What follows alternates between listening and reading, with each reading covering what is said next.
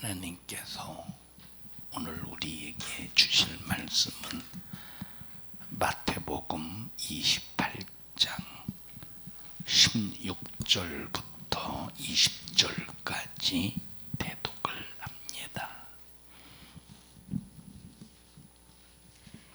11 제자가 갈릴리에 가서 예수의 명하시던 산에 이르러 예수를 배웠고 경배하나 오히려 의심하는 자도 있더라.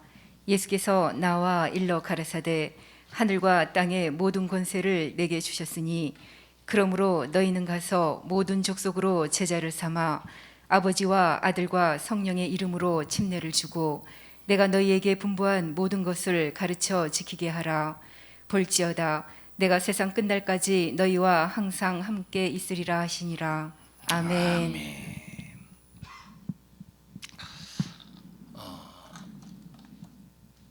모든 인간이 태어날 때는 전부 죄인으로 태어나게 되어 있습니다. 이것은 어느 누구도 예외가 없습니다. 왕궁에서 왕자로 태어났다고 해서 의인이 아니라 죄인입니다. 세상에서 수많은 공로를 세워서 많은 사람들에게 유익을 끼쳤다고 할지라도 그 사람에게서 태어난 자식이라도 죄인입니다. 그래서 인생은 죄인으로 태어나서 죄인으로 살다가 죄인으로 죽어서 영원한 지옥의 형벌을 피할 수 없다. 어느 누구든지 다 마찬가지다. 제가 여기 부산에 와서 깜짝 놀란 것 중에 하나가 뭐냐면,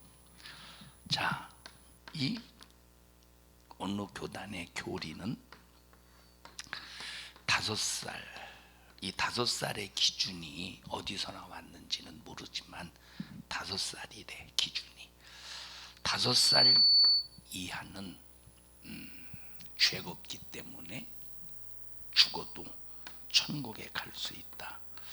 이게 어느 기준인지는 잘 모르겠습니다만 이것은 잘못된 교리입니다. 절대 잘못된 교리. 이 교리가 어디서 건너왔느냐? 저 가톨릭 천주교에서 건너온 교리입니다. 선악을 알게 하는 나무의 열매를 먹는 순간 모든 인간은 죄인이다. 죄를 피할 수 없는 인간이다.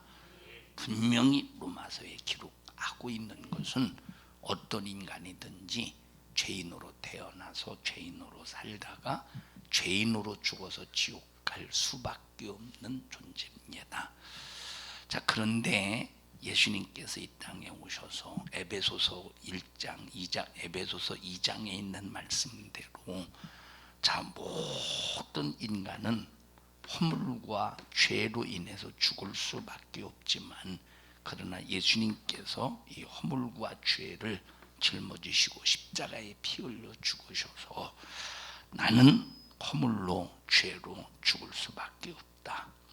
그런데 예수님이 날 위해 피 흘려 죽으셔서 모든 죄를 해결해 주시고 믿음을 통해서 내 죄는 해결받고 나는 죄에서 자유함을 입었다. 그러므로 나는 날마다 예수의 피를 통해서 죄 사함 받아 나는 죽어도 천국 갈 수 있다라고 하는 요 믿음으로 구원받고, 그러면 이 구원받은 사람들이 이제 사는 삶을 신앙생활이다 이렇게 말해요. 무슨 생활? 신앙생활이다. 그러면 신앙생활 하는 사람은 절대 무슨 일이 있어도 신앙생활 하는 사람은 하나님의 말씀을 절대화시켜야 돼요. 하나님의 말씀을 절대적으로 인정해야 돼요. 하나님의 말씀을 절대적으로 인정하지 않으면 신앙생활 할 수도 없고, 신앙생활 하지 않으면 이 사람의 구원은 헛것이 되고, 왜? 행함이 없는 믿음은 죽은 믿음이라고 그랬으니까 행함의 기준은 하나님의 말씀이라 이 말이에요. 이 말은 행해야 구원받는다는 것이 아니라 내가 예수님을 믿음으로 구원받은 사람의 증거가 말씀에 순종하는 삶이에요. 그래서 구원받은 사람, 내가 구원을 받았다, 나는 하나님의 말씀, 하나님의 법대로 살아야 된다라고 하는 말은 동격이라 이 말이에요. 자, 세상에서는 내가 잘못을 했을 때, 내가 법을 어겼을 때, 세상에서는 내가 법을 어겼을 때 범칙금도 내고, 세상에서는 법을 어겼을 때 금고도 당하고 징역도 삽니다. 근데 우리가 이 땅에서 육신을 가지고 있을 때 구원받은 사람들이 하나님의 법을 어겨서 하나님의 규칙에서 이탈하면 범칙금을 낸다든가 금고를 당한다든가 징역을 사는 것이 아니라 반드시 죄값을 회개를 통해서 치러야 돼요. 뭘로? 회개를 통해서 치러야 됩니다. 자, 그리고 회개했다고 해서 되는 게 아니라 끝없이 하나님의 말씀을 절대화시켜서 순종하는 삶을 살아야 되는데, 자, 오늘 여러분과 함께 말씀을 전하고 들으면서 은혜 받을 내용이 뭐냐?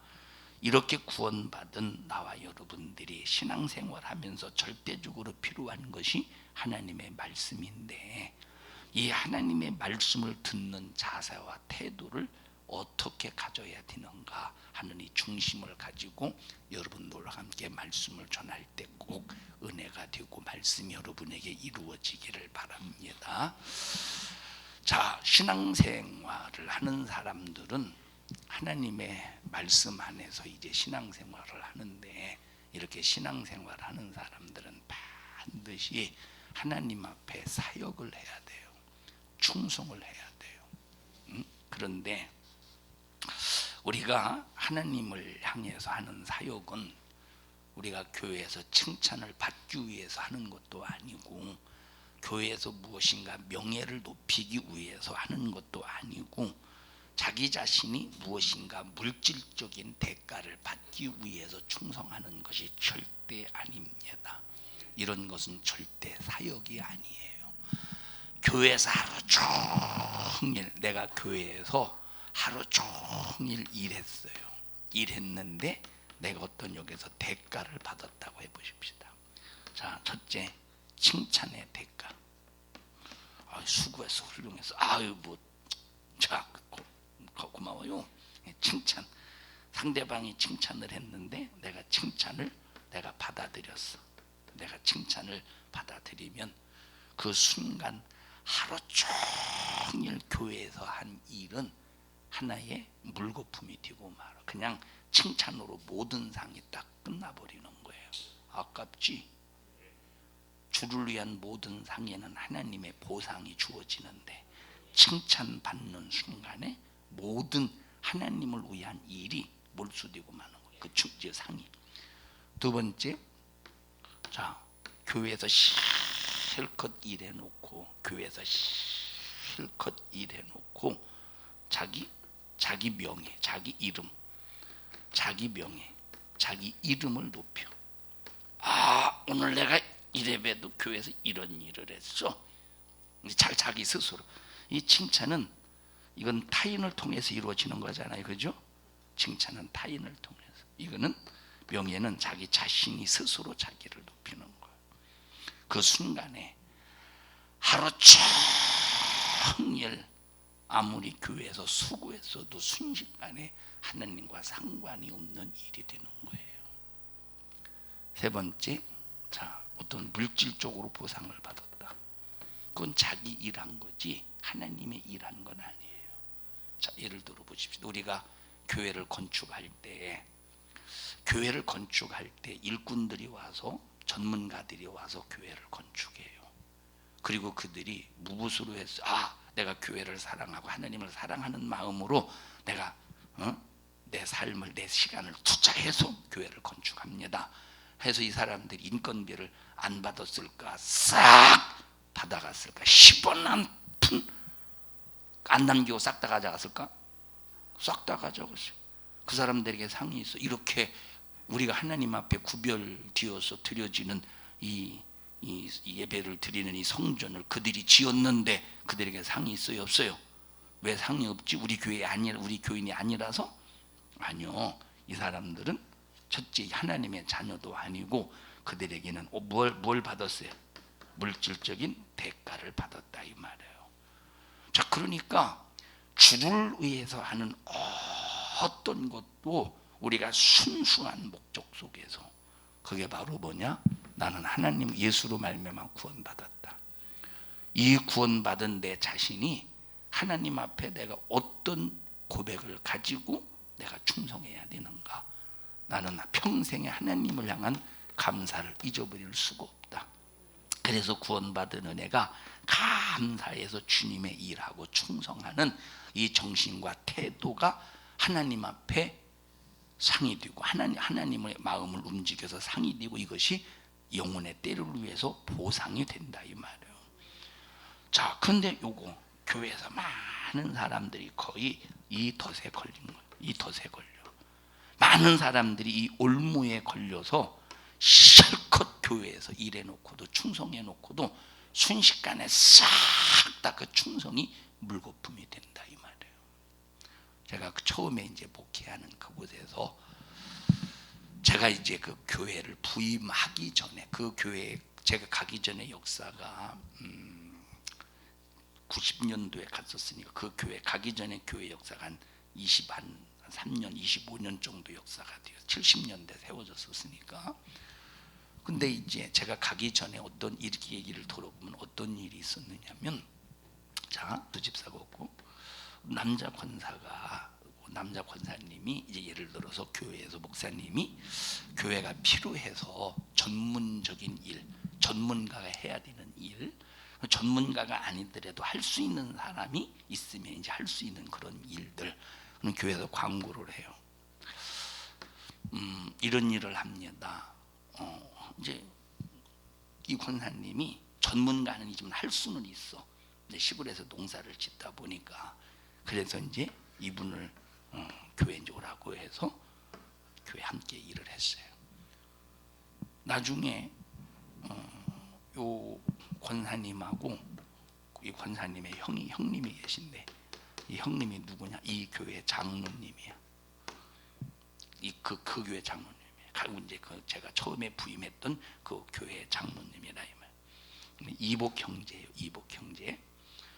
근데 실컷 하루 종일 일을 했는데, 요 형님이 이때 당시 교회 재정부장이었으니까 재정부장으로서, 물론 이제 목사님이 허락했는지 안 했는데 허락했으니까 아마 그렇게 됐겠지 해서 이때 한 며칠 일했던 것 같아요. 그때 품삯을 계산해서 줬어. 품삯을, 며칠 일한 품삯을 그렇게 이제 전문가를 불러서 하는 그런 그 품삯을 줬어요. 이건 충성일까? 이건 절대 충성이 아니에요. 오히려 불신자도 아닌 권사 정도 되었다면 하나님의 일을 해놓고 벌써 품삯을 받았다 할 때, 하나님 앞에 딱 갔을 때 내가 언제 너 구원시켜 놓고 너에게 품삯 받았더냐? 내가 너를 구원시켜 놓고 내가 언제 내가 너를 구원해 줬으니 품삯 내놔라 했더냐? 하면서 하나님 앞에 책망받지 않겠어요? 내가 언제 너를 구원해 놓고 내가 너를 위해서 십자가에 피 흘려 죽어 놓고 너를 위해서 너에게 품삯을 받았더냐 이 말 하지 않겠느냐 이 말이에요. 그래서 정말로 주님 앞에 우리가 충성 사명 감당할 때는 절대 사람들에게 칭찬받으려고 하면 안 돼. 응? 두 번째, 자기 명예를 세우면 안 돼. 그리고 어떤 물질적으로나 또는 선물이나 이런 걸로 절대 대가 보상 받으려고 하면 안 된다 이 말이에요.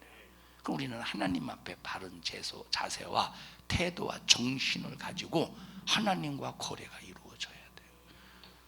자, 칭찬받을 때 내 몫으로 삼았어.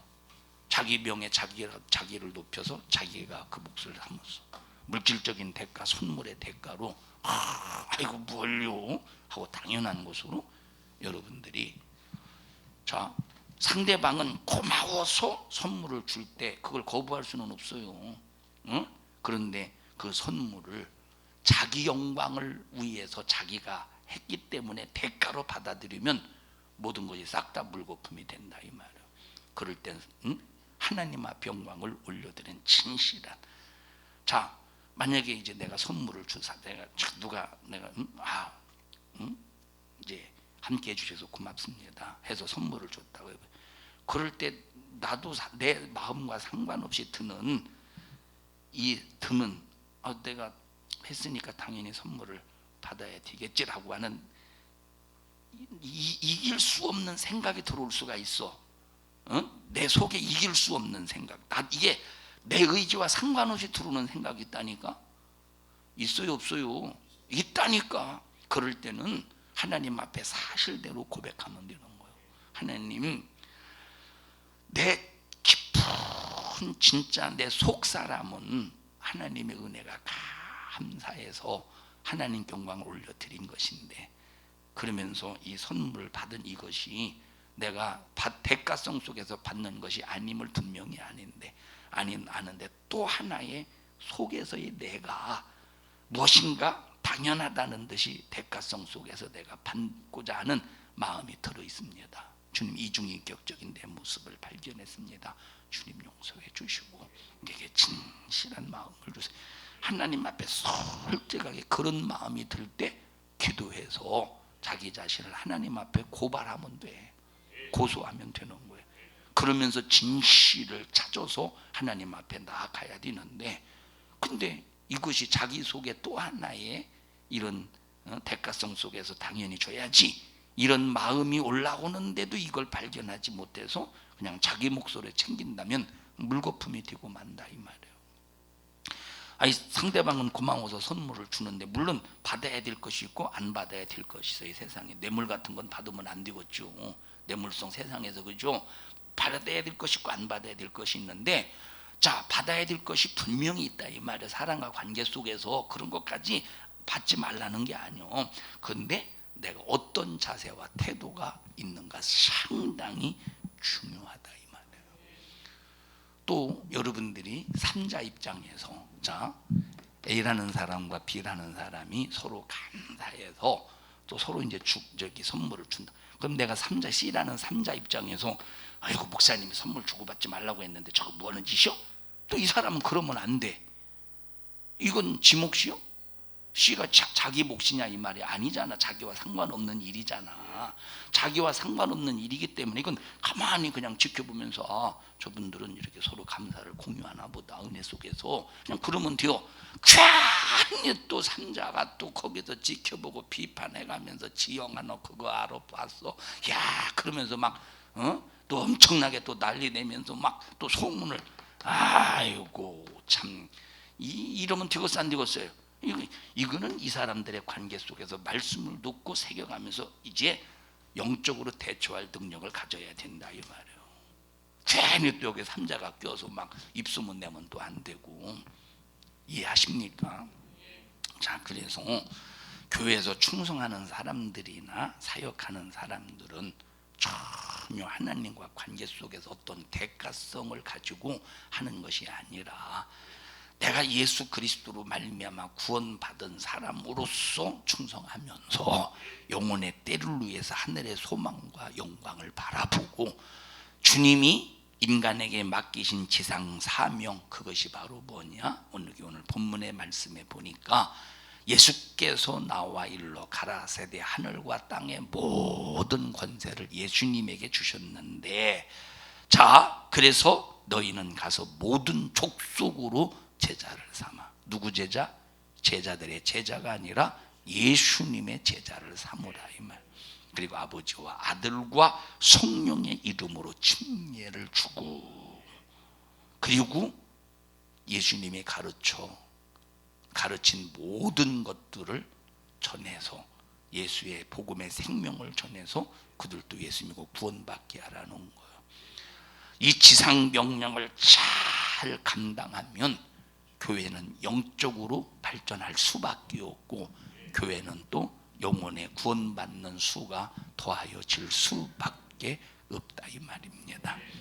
여러분, 세상 공부는 열심히 공부해서 훌륭한 사람도 되고 또 자기 명예도 갖고 먹고 살면서 자기 가지 여러 가지 육체의 일을 위해서 자기를 사용합니다. 명예를 얻기 위해서 자기를 사용하고 돈 벌기 위해서 자기를 사용하고 칭찬 받으려고 자기를 사용하고, 그런데 지금 나와 여러분들은 하나님의 말씀을 듣는 이유가 뭐냐? 내가 아닌 이웃을 위하여. 내가 아닌 이유. 여러분, 여기 예수님께서 하신 지상명령, 너희는 가서 모든 족속으로 제자를 삼아 아버지와 아들과 성령의 이름으로 칭례를 주고 내가 너희에게 분부한 모든 것을 가르쳐 지키게 하라. 이건 이웃을 위한 거예요, 나를 위한 거예요? 우리가 이웃을 위한 것이죠. 물론 궁극적인 목적 속에서는 나를 위한 것이야. 하나님의 명령에 순종해야 되니까. 근데 현상 속에서는 누구를 위한 거예요? 이웃을 위한 것이라 이 말. 불신자를 위한 것이야. 성도를 관리하기 위함이야. 그리고 어디를 가든 예수 그리스도를 전해줄 때 그냥 말로만 전해주는 것이 아니라 이분이 누구냐? 내가 말한 예수다 라고 하는 경험을 보여주는 능력이 있는 사람으로 만들려고 한다 이 말이에요. 자, 그래서 여러분, 지금은 이제 교회가 코로나를 기점으로 해서 상당히 교회가 세상에서 죄인 아닌 죄인이 되었어요. 교회가 무슨 죄인입니까? 그런데 교회가 죄인 아닌 죄인이 되었어요. 지금은 상당히 교회 예수 믿는 사람들을 향해서 다는 아니겠지만 알레르기적인 반응을 보인다 이 말이에요. 어떤 목사님이 그런 말씀을 하셔요. 이제 교회 부흥회를 했대요. 강사 목사님을 초청해서 부흥회를 했는데, 자, 교회에 이제 식당이 있으니까, 교회 안에 식당이 있으니까 교회 안에서 이제 밥을 해서 강사 목사님을 대접을 하려고 딱 했는데, 그냥 그러면 교회에서 이제 식당에서 밥을 대접을 하면 많아도 6명 정도, 많아도 6명 정도 먹을 수 있대, 먹는데. 근데 교회 식당에서 못 먹게 하니까, 그래서 이제 식당으로 갔더니 빠글빠글 하더래. 어디가 더 위험이요? 생각해봐라 이 말이에요. 이게 지금 세상, 여기 식당이 더 위험이요? 교회 식당이 더 위험이요? 여기가 더 위험하지. 위험하기로 따지면 여기로.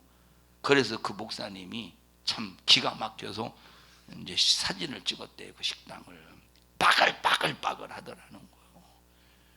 여기는 상관없고 여기는 이 세상 식당은 괜찮고 교회 식당은 안 된다. 이게 무슨 논리인지 모르겠어요. 도대체 무슨 논리인지를 참 전혀 모르겠다 이 말이에요.